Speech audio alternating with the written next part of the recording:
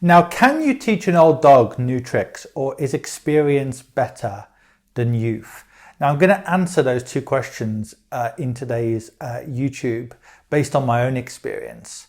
Now, first of all, I do think it's possible for people to change and adapt more than change, no matter how old they are. However, as a generalization, most people find it harder to adapt as they get older. One thing I've read a lot about is what's called the reversion to the mean. In other words, performance doesn't, or at least outperformance, overperformance doesn't carry on for a long period of time. So if you look in any domain, whether it's business, whether it's sports, whether it's investing, only a few people manage to maintain overperformance for over 10 years. So for example, in sport, all the best football managers in the world, most of them have only done it for say 10 years, 5 or 10 years. So Arsene Wenger, Jose Mourinho, whatever, they have their great period, but they don't do it beyond a certain period of time.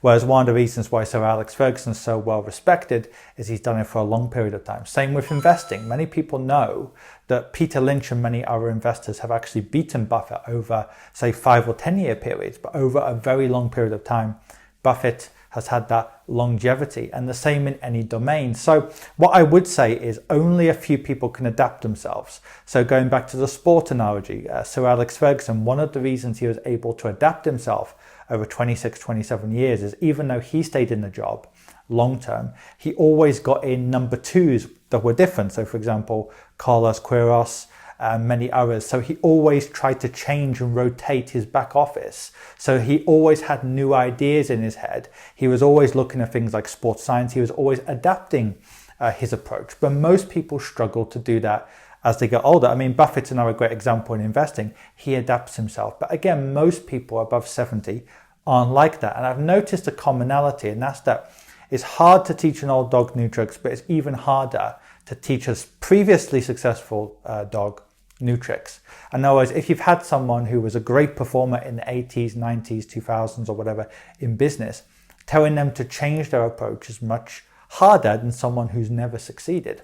So in general, I would say experience can be overrated unless you're comparing someone with zero experience compared to someone with say 10, 20 years experience. Honestly, when you're hiring someone as an entrepreneur, if someone only has 1 or 2 years experience, 3 years experience, even if it isn't in your industry, but there's transferable skills, there's a lot of benefits of hiring those people, molding those people.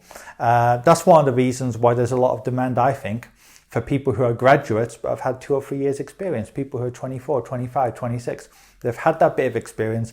They have the kind of cognitive intelligence if they've reached a certain standard, but you can still mold them much easier than most people who are say 45 or 50. But of course, these are broad generalizations. I hope I'll always be able to adapt myself, be open-minded no matter what my age, and some people can, but it is a minority of people above a certain age who can actually change the way they do things.